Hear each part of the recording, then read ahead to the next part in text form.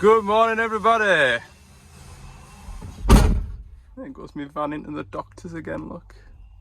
Does look smart, doesn't it? So, it is Friday today. We'll have a little bit of a catch-up day and we will discuss what I am going to be driving, because this is going to be pretty unusual. So, here is my courtesy vehicle while my van gets its engine oil leak repaired. It's a Mercedes Sprinter, Al. It is, but it's electric. Da, da, da, da. The devil's own work. An electric vehicle. Now, I have never driven an electrical vehicle in my life, apart from an electric forklift, I suppose.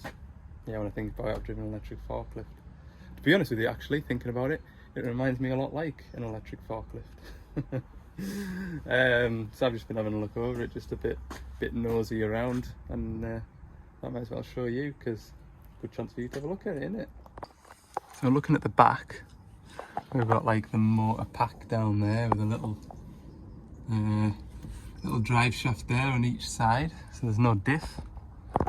But when we look underneath, there's no drive shaft up the middle, obviously, but we've got this great big battery under there. And this plastic tray to prevent any knocks. I'm pretty sure that sits lower than the diff on my van. I'm pretty sure. It looks like it's got heavier springs in it as well, which would make sense because batteries and motors weigh a lot. In the back here, it is identical to my van, only without any shelving or racking. They've sent us a charging cable with it, but I haven't got anywhere at home to plug in because I've never had an electric vehicle before. We'll have a look in the cab, the driver's space, in a minute or two. We'll have a look under the bonnet though. Shall we have a look? Because I wonder if there's like a nice little boot space to put like an overnight bag or something, you know, like them supercars or something when the engine's in the back. Let's see. No. We've got a lot of expensive looking components with high voltage cables and coolant reservoir for the battery, look. Huh. Washer fluid. Pretty interesting, like, isn't it? This is where you charge it.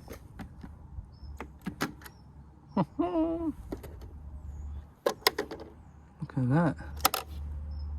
I've got no idea what that means. Is there a light? Yeah, that must light up. That means it's unlocked. Yellow means it's charging. Or green means it's charging. I don't know. I'm never going to find out. I don't plan on putting this van on charge. So we'll get into the driver's seat.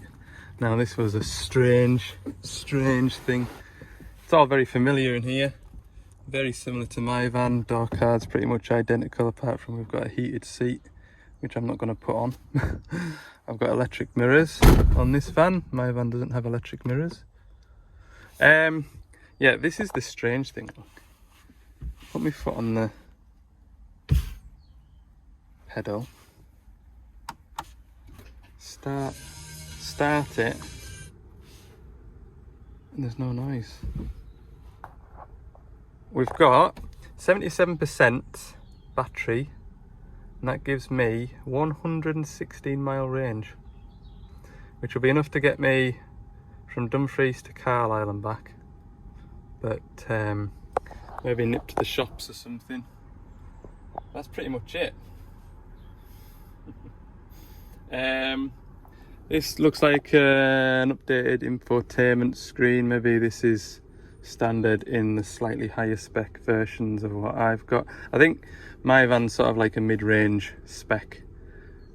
There's only one thing that's annoyed me so far between driving it from Mercedes and here is it recognises what speed limit the road you're on is, and if you go a fraction over that speed limit, it beeps and beeps and beeps. which is irritating. So I need to find out how to turn that off. Not that I'm going to be flying around all over the place, but yeah, that noise. I don't need that noise every 30 seconds. Up here, got all this space, look. I just don't see the point of that space. I'm so pleased I put a false roof in mine. Just feels like a double-decker bus in here. Anyway, this is the electric Sprinter. This is what it looks like. You've got a forward reverse shifter here because we've got no gear stick. That's all the same. Drive mode. Ooh, look. Go eco, comfort, max range. I should probably leave it on that. Well, I'll try and comfort later. It doesn't, when I put my foot down in it earlier, I feel like my van's got more power. I thought this would be like a little rocket ship, to be honest with you, especially with it being empty. But it just felt exactly the same as my van, sort of like how it pulls away. What is strange though, when you're pulling up to a junction, obviously it does that regenerative braking, and you pretty much don't need to touch the brake pedal as long as you're sort of looking ahead. You can just feather off the throttle and it slows itself down. And then that, what used to be the RPM gauge, goes down at the charge state, so it starts charging the battery back up. So it'll be interesting, won't it? So we're on 116 miles, and to get me, I'll go back to Rickaby's first. We'll go to Rickaby's, let's see. I'll put it into my sat nav now, how far it is to Rickaby's, and we'll see whether it is accurate. So from here to Rickaby's is 36 miles.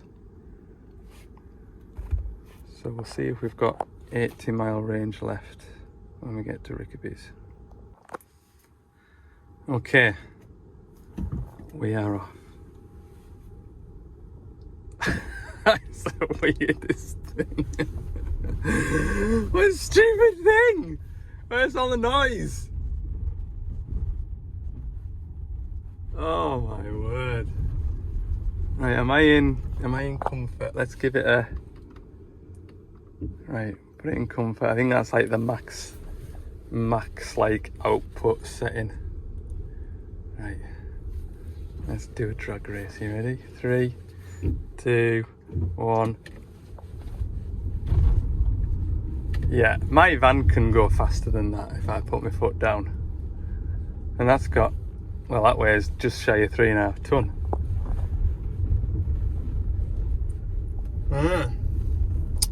There you go then.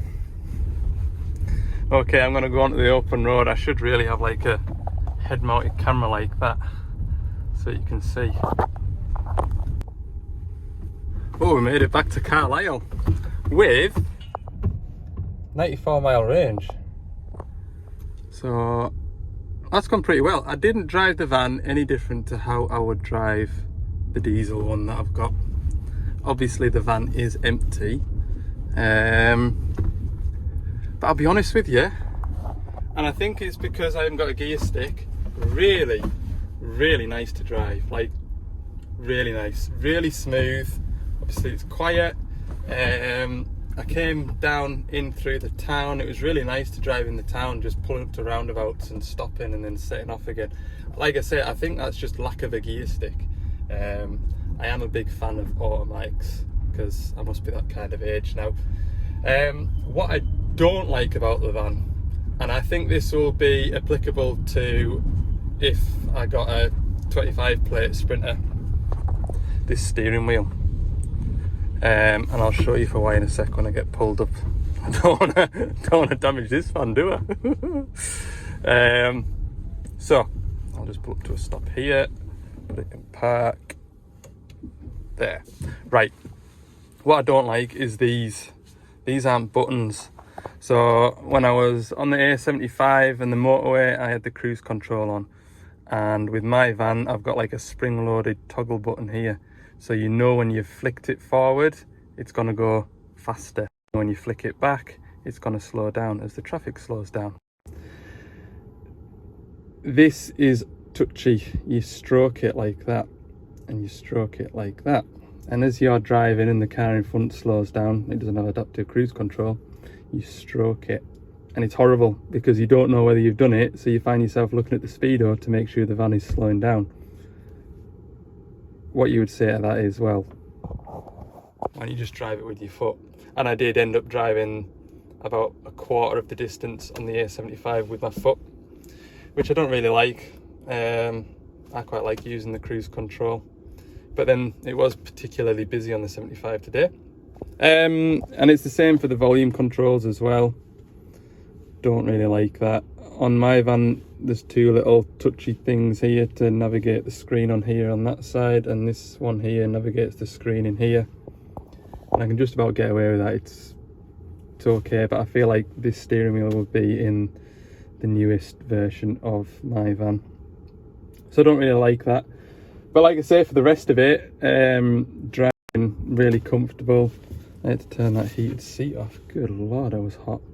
And I did give it in economy maximum range, so that probably helped the battery life. I've got 99 miles left.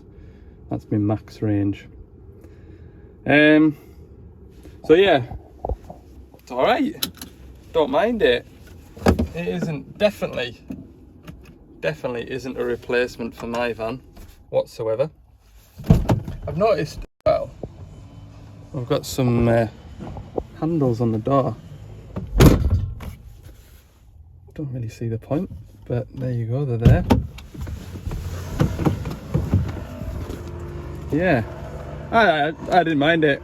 I think definitely if you've got a big Amazon sticker on the side or a FedEx sticker, brilliant van.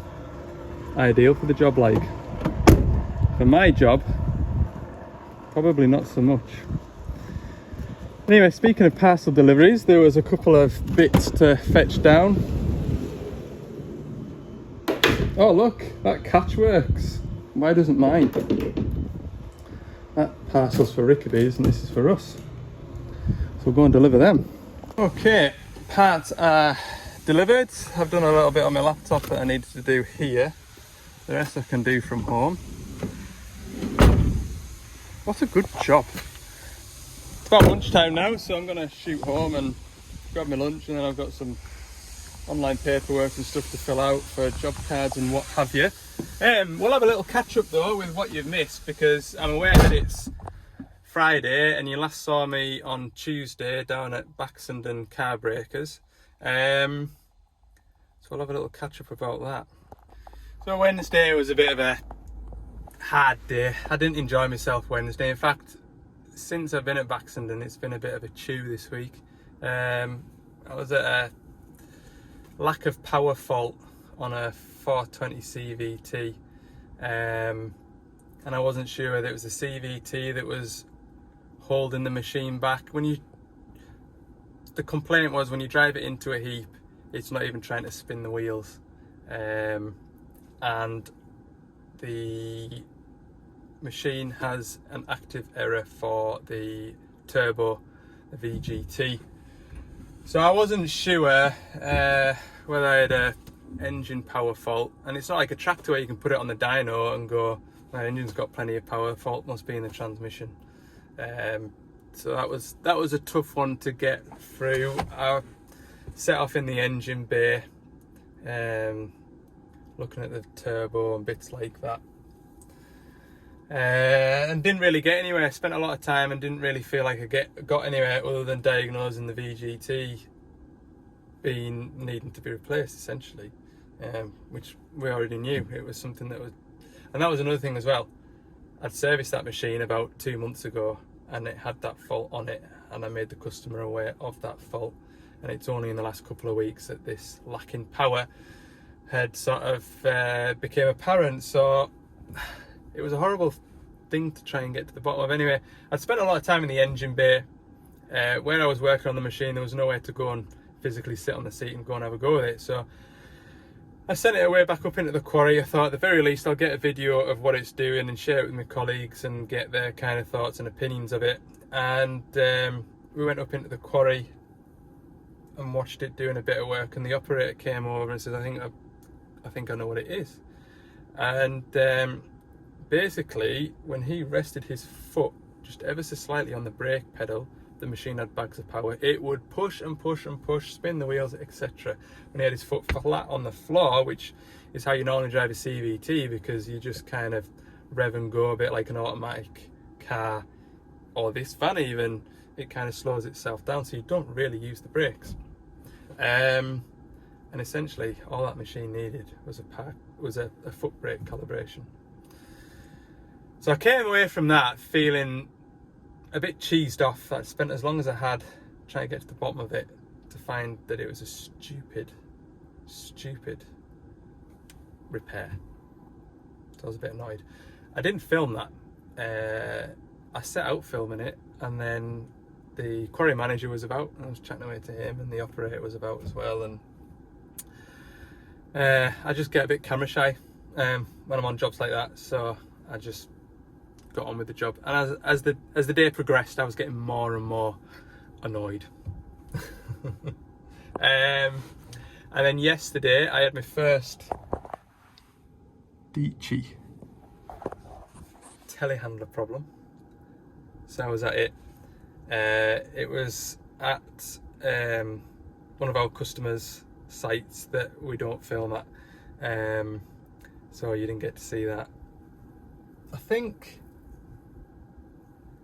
I came away from that telehandler breakdown feeling as though I don't want to work on telehandlers. And I don't think it was because it was a Dici. I think it was because, if it had been a Merlot, a JCB, a Manitou, I would have came away with the same feeling. I don't want to work on telehandlers. I was underneath the thing, taking belly plates off, not really knowing what I'm looking at, looking for a wiring fault. It was just, I didn't enjoy it. And I don't think that, like I say, I don't think it's because it's a Dici. I think it's just because it's telehandler. I haven't done telehandlers for about 10 years now, and I've remembered why I don't do telehandlers. Not interested. So I'm not. So that was till pretty much lunchtime yesterday, and then away over to the northeast to Middlesbrough to a load and shovel with a clutch K4 transmission fault. So that was a bit of a wiring job. That was on that site that I don't film at as well. Couldn't really show you anything of that. What was that?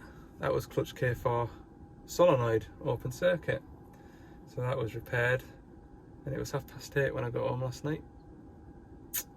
Yeah, so I mean, if you think about it, 8:30 when I got home last night, I did about 250 miles yesterday, and if I had an electric van like the government want us to all drive, electric vehicles, zero carbon, then I would have been sat in a service station probably for 2 hours charging the thing back up to get home, so it would have been 10 o'clock. Anyway, that is what you've missed. Next week, I don't foresee any issues with bringing you exciting and interesting content. We'll be back to Baxenden Car Breakers. They have ordered parts, so stay tuned for how that repair goes.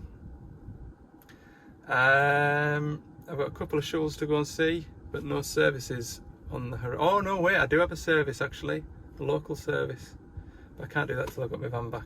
There's going to be one shovel service next week, but we'll make it brief. We'll keep it brief. All right. So, thanks for watching this video. Subscribe if you haven't. Like the video if you've enjoyed it.